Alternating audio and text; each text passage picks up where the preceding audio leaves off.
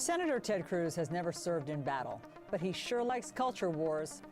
Today, he's taking issue with a recruiting video from the U.S. Army that features a real soldier's story. Although I had a fairly typical childhood, took ballet, played violin, I also marched for equality. I like to think I've been defending freedom from an early age. When I was 6 years old, one of my moms had an accident that left her paralyzed. Doctors said she might never walk again. But she tapped into my family's pride to get back on her feet, eventually standing at the altar to marry my other mom. With such powerful role models, I finished high school at the top of my class. I needed my own adventures, my own challenge. And after meeting with an Army recruiter, I found it. A way to prove my inner strength and maybe shatter some stereotypes along the way. I'm U.S. Army Corporal Emma Malone Lord, and I answered my calling. So this is the true story of an actual hero who volunteered to serve her country in the military, and for context, something that Ted Cruz has not done. I want you to hear the Texas Republicans' take on it. What we're saying is we're seeing Democratic politicians and these woke lefty bureaucrats and lefty media reporters trying to destroy the American military, trying to turn it into, frankly, a bunch of pansies. The job of the military is to kill the bad guys, and it is to strike fear in the enemies of America. People sign up to join the military because they want to keep us safe. They don't want to sit around a circle emoting and passing daisies back and forth. And I don't care if you're a left-handed lesbian who rides a unicycle. That doesn't matter. If you want to sign up to defend the nation and train to do that. Well, for a different perspective, let's bring in now Illinois Senator Tammy Duckworth. She's an Iraq War veteran and Purple Heart recipient. He tweeted out that that video and another one with the Russian military, men doing push-ups, and tweeted, "Holy crap, perhaps a woke, emasculated military is not the best idea." Your reaction to what you're seeing and hearing from your colleague? Well, first, let's just say that video of this purported video of the Russian military actually was from white supremacist web pages and chat rooms. And so, number one, he is retweeting white nationalist propaganda to begin with.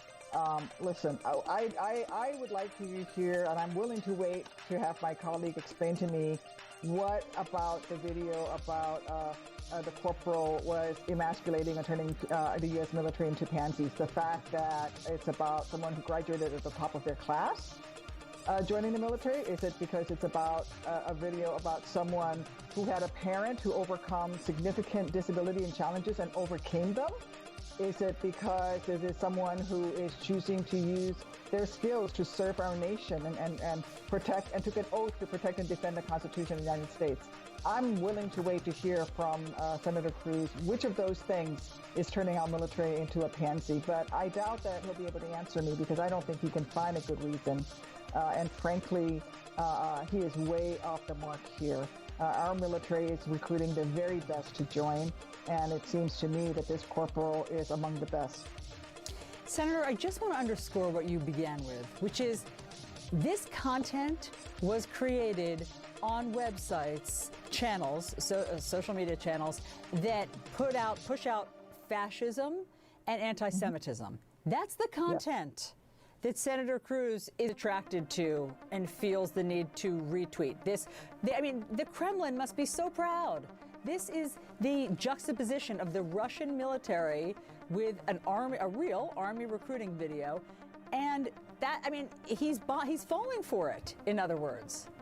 Yeah, he's a United States senator, and he is pushing white supremacist propaganda and denigrating the United States military, the same military, by the way, that has been protecting him ever since the insurrection that he helped to foment and continues along with so many Republicans to try to distract the American people from. Remember that Senate Republicans, including Mr. Cruz, just sent a very clear signal that they won't support the commission to actually look and see what actually happened on January 6th.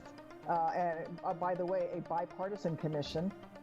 And so he is doing everything that he can to distract the American people from the fact that it was people with Trump flags wearing Trump propaganda who used the American flag to beat Capitol Police officers and mount an insurrection and stormed and desecrated our nation's capital. And so how is he going to do this? How is he going to distract us from it? Oh, yeah, he's going to retweet white supremacist propaganda, and as a bonus, he's going to insult the United States military while he's at it. Shameful. Yeah, and I don't know who's going to Senator Ted Cruz as a barometer of masculinity on who serves or does not. Let me come to you on some breaking news. White House apparently is reducing the size of its infrastructure proposal from $2.25 trillion to $1.7 trillion. We know that the president has been trying to negotiate with Republicans. Your reaction to that reduction? Well, I am willing to work with my colleagues across the aisle to try to get some sort of an infrastructure plan out the door. Our economy needs it.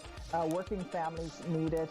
I hope they come to the table. I think this is a good faith effort by the administration. I am somewhat concerned about moving broadband out of that. You know, in this past year where kids like my 6-year-old has been in distance education, we have over 20 million households in this country who don't have access to broadband. And so I worry about moving things like that out of the package. But I am happy to see the move towards, dialogue and negotiations. Let's get this out the door and help the American people. Senator Duckworth, I appreciate that you want to move on to, business, but I can't stop the Ted Cruz. I cannot get past that he feels that he somehow has a right to tell the military. I mean, you are someone who served. You're an Iraq War veteran. From what you know of Senator Ted Cruz and how when the going went tough in Texas, he fled to Cancun, do you think that he could have served by your side in the Iraq War? Well, I mean, I had some pretty tough men and women of all different backgrounds who served next to me. And in my cockpit, it didn't matter where you were from and who you were, what you believe. As long as you defended the Constitution and had each other's back, that's all that mattered.